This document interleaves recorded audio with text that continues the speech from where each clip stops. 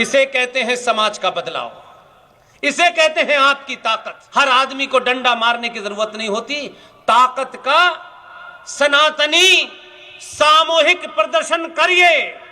इस देश के गद्दार, इस देश को तोड़ने वाली ताकतें आपकी चौखट पे नाक रगड़ेंगी, मेरा दावा है। अपनी ताकत का सामूहिक प्रदर्शन करिए, किसी को मारिए मत, किसी को गाली मत दीजिए। एक बार यही सिलसिला 100 साल तक रिपीट करिए, ये माइक भी बंद हो जाएगा, ये पजामा भी नीचे हो जाएगा। जगह जगह लोग कुर्ते के ऊपर जनेऊ डाल के घूमने लगेंगे, अपना गोत्र बताने लगेंगे।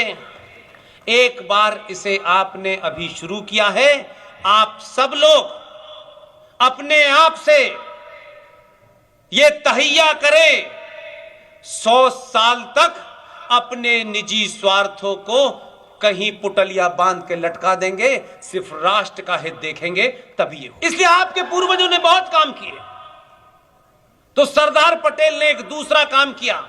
जो 2 बेटियां अभी मंच पे आई थी, उन्होंने वंदे मातरम गाया। हम सब की एक ही जिम्मेदारी है कि हम ऐसी चीजों को कैसे बढ़ावा दें, बस इतना ही सोचें। और ये फोटो खिंचा करके जगह जगह दिखाने की इस मनोदशा से बाहर निकले। 2 बेटियां अभी इस मंच पे आई, उन्होंने वंदे मातरम गाया।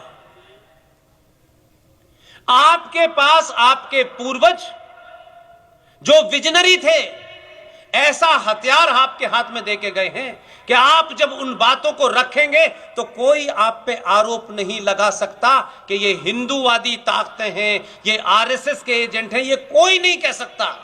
आप सिर्फ उन तथ्यों को पढ़िए। एक घटना सरदार पटेल की मैंने आपको बताई, दूसरी घटना इसलिए बता रहा हूं कि आपके अंदर वो भाव पैदा हो। जीते जी उस आदमी को अपना ड्यू नहीं मिला, जीते जी वो नहीं बना जो उसे बनना चाहिए था, लेकिन इतिहास ने आज उसका इतना बड़ा कद कर दिया है कि 14 नवंबर की डेट भी आपके आदमी ने छीन ली उससे। सरदार पटेल भारत के गृह मंत्री थे। पंडित, जो झूठा नाम लगाया गया, नाम के आगे पंडित, इसलिए कि लोगों को लगे ये पंडित है, लेकिन वो ये कहते थे मैं एक्सीडेंटल हिंदू हूं। लेकिन एक्सीडेंट कहां हुआ ये बताया नहीं।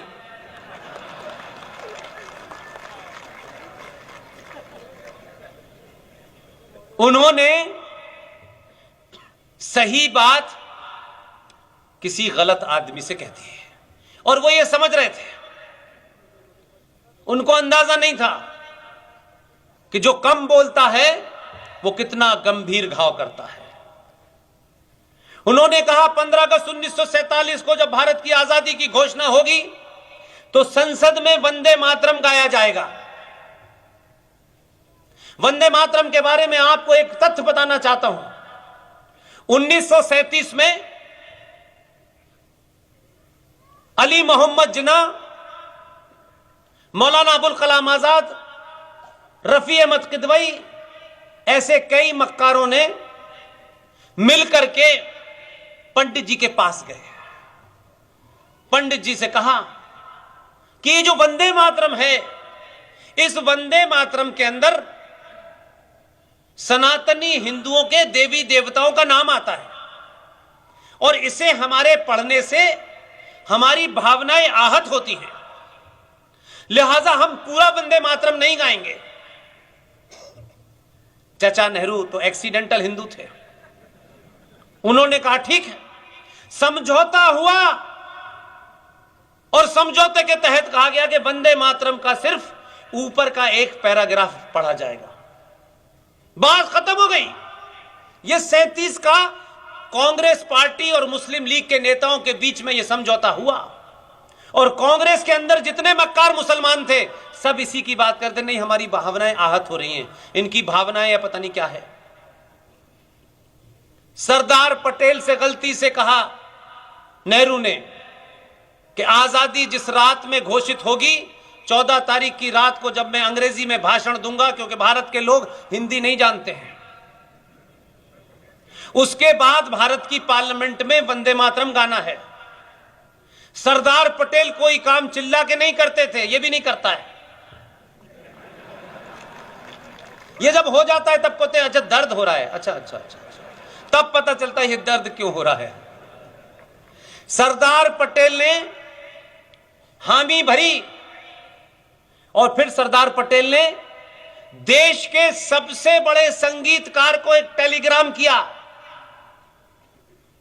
और टेलीग्राम में वो उस समय मद्रास में थे, उनको टेलीग्राम भेजा गया और कहा कि आपको 14 अगस्त की रात को दिल्ली की संसद में जब देश की आजादी की घोषणा होगी तो आपको वंदे मातरम गाना है। आप सोचिए जरा, आज आपको अपने आने वाले दिनों की चिंता होती है कि हमारे बाद हमारे बच्चे हमें याद रखेंगे कि नहीं रखेंगे, हमारा कोई नाम लेवा होगा नहीं होगा, इसलिए संतान के लिए हम लोग मरे जा रहे हैं। उन लोगों का कद देखिए, उनके अगर कोई वारिस जीवित भी होंगे तो क्या हमारे बारे में राय बनाते होंगे। हमारे पूर्वजों ने इनके लिए सब कुछ न्यौछावर कर दिया, ये उनको नहीं जानते। ये चचा नेहरू के पिताजी को जानते हैं, पिताजी के पिताजी को जानते हैं। चचा नेहरू की ये असली वाली थी, ये नकली वाली थी, ये भी जानते हैं। उनका दर्द जरा सोचिए। हम और आप कभी उनकी जगह अपने आप को खड़ा करके देखेंगे तब हमको पता चलेगा कितनी तकलीफ होगी। सरदार पटेल ने जिन साहब को टेलीग्राम भेजा था, उनके लेटर पैड पे उस समय की लैंडलाइन का नंबर था। उन्होंने लैंडलाइन पे नंबर किया, सरदार पटेल के सेक्रेटरी ने उठा करके कहा कि कोई साहब आपसे मद्रास से बात करना चाहते हैं। उन्होंने अपना नाम बताया और कहा, सरदार साहब आपका टेलीग्राम मुझे मिला है, आपका आदेश है कि मैं भारत की संसद में आजादी वाले दिन वंदे मातरम गाऊं। उनका कद देखिए, उनका विजन देखिए। आज उनके लोग कहीं पार्लियामेंट में नहीं है, कहीं तस्वीर नहीं लगी। उस आदमी ने सरदार पटेल से 2 टूक टेलीफोन पे बात की, आपका निमंत्रण मुझे स्वीकार है, लेकिन मेरी एक शर्त है, आज का कोई होता तो बीवी को किसी यूनिवर्सिटी का चेयरमैन बनवा दो और मुझे राज्यसभा दे दो, जो कहोगे गा दूंगा। उस आदमी ने कहा मेरी शर्त इतनी है कि मैं खंडित भारत में खंडित वंदे मातरम नहीं गाऊंगा, 9.5 मिनट का 22 पंक्तियों का पूरा गाऊंगा। मेरी शर्त मंजूर हो तो मुझे बताइए। सरदार पटेल ने एक लफ्ज नहीं कहा, बस कहा आप आ जाइए। उन्हें बुला लिया। रात में ट्राइन विन डेस्टिनी की जो अंग्रेजी की भाषण दे रहे थे वो उन्होंने पूरा भाषण दिया। सरदार पटेल ने उस संगीतकार की तरफ देखा, कहा कि आपको जाना है। जानते हैं उनका नाम क्या है? उस संगीतकार का नाम था पंडित ओंकार नाथ ठाकुर। यह इसलिए बोलता हूं कि अगर उनका कोई वंशज हो तो उसको यह लगे कि कोई है जो याद करता है मेरे बाप दादा को। पंडित ओंकार नाथ ठाकुर आजाद भारत की पार्लियामेंट में बैठे, राग में उन्होंने 9.5 मिनट में 22 पंक्तियों का पूरा वंदे मातरम गाया। मेरा सवाल आपसे है, आजाद भारत की पार्लियामेंट में जो हुआ वो मुझ पे मान्य है कि 2 चाटुकारों के बीच में कोई समझौता हुआ, वो मुझ पे मान्य है। इसलिए इन 2 बिटियाओं ने पूरा वंदे मातरम गाया है। ये पूरा वंदे मातरम गाना भारत की संसद के अंदर, आजाद संसद के अंदर उसका मान रखा गया जिस आदमी ने पूरा संसद के अंदर वंदे मातरम गाया है। और आप देखिए बदलाव, आप सब लाइव टेलीविजन पे देखते हैं। उत्तर प्रदेश में एक जगह है मुरादाबाद के पास, एशिया में सबसे लोएस्ट लिटरेसी रेट है।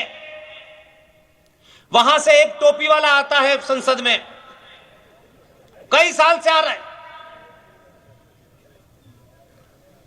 वो आदमी आता है संसद के अंदर, किस पार्टी का है ये महत्वपूर्ण नहीं है, उसकी मानसिकता की बात बता रहा हूं। भारत की संसद में आपने ऐसे बौने चुने थे जिसमें आपके लोग भी शामिल थे आज से 14 से पहले, ये मत कहिए बड़े महान थे। संसद का सत्र समाप्त होता है, पार्लियामेंट की परंपराओं के अनुसार वंदे मातरम गाया जाता है। वो तिरछी टोपी लगाने वाला संबल का एमपी मक्कार शफीकुर रहमान बर्क जैसे ही वंदे मातरम शुरू होता है, उठ के संसद के बीच में से जाता है, यह दिखाने के लिए कि मैं इसे नहीं मानता। कोई नहीं बोलता था, बात बड़ी बड़ी करते थे सब। आपको क्रेडिट देता हूं,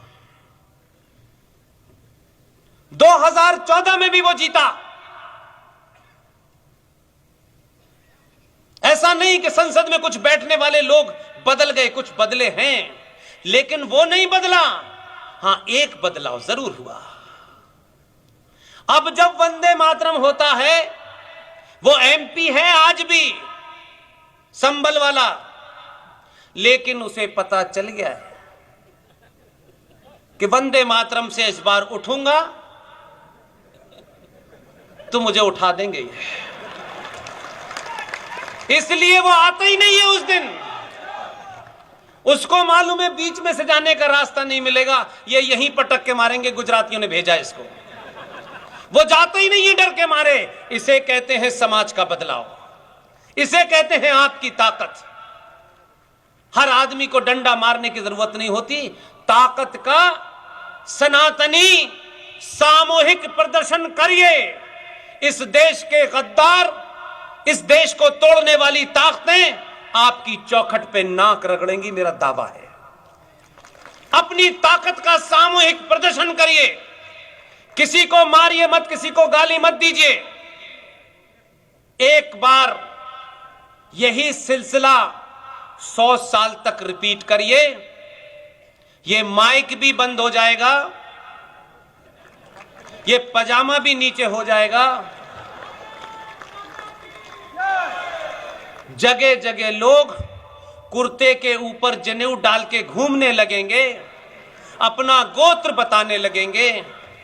एक बार इसे आपने अभी शुरू किया है, आप सब लोग अपने आप से ये तहैया करें, 100 साल तक अपने निजी स्वार्थों को कहीं पुटलिया बांध के लटका देंगे, सिर्फ राष्ट्र का हित देखेंगे, तभी ये होगा।